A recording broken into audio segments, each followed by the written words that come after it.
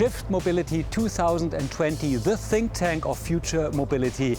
And we're gonna see what are the speakers telling this year about the future of mobility. Safety first, this is a special year, so let's have a look.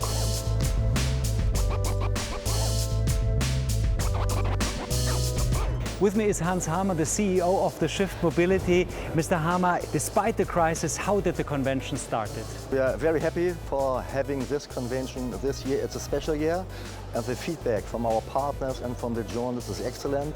This year we do have a live event on one hand, a convention, a curated exhibition, and in addition to that, we have the Shift extended space, which means we have, in addition to that, live streaming, we have matchmaking tools and digital presentation, and we are very, very happy that we can run this event this year.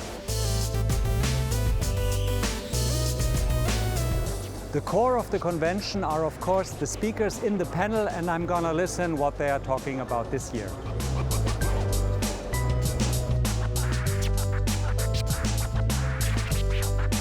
The technical thing is one side of the problem, but the other side is people's mind. How can we change people's mind that they're open for future mobility? There are people who are very in favor of new forms of mobility, very open, I would say the first movers, but on the other side you have like the hard to reach, the car lovers, maybe people who even cannot afford mobility. So for us it's important to know what people need, and you have to carefully look at where you are and take a strong focus on the demand side as well. Of course, there are still some real cars here, but in a nutshell, this year's topic is less cars, more space.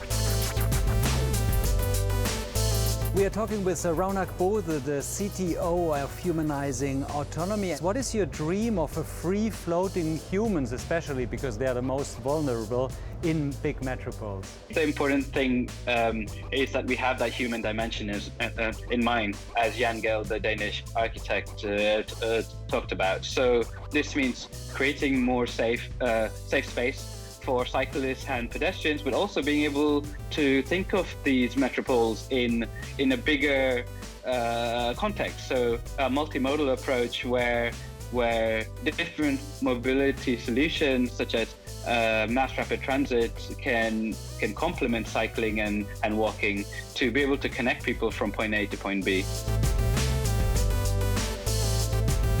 There are a lot of future scenarios, but there are also some real-life examples. We're here with François Bausch, Deputy Prime Minister of Luxembourg and also Minister for Mobility and Public Works. How can politics support the system? Because we have big changing times in mobility right now.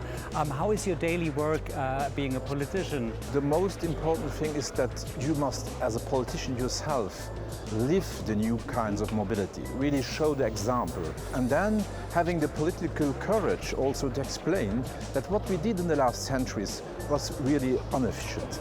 And if we want to resolve some major problems in the society, for example, having a better quality of life in the urban area, resolving climate change problem, we must really think multimodal and really act multimodal, and also take, as a politician, these decisions.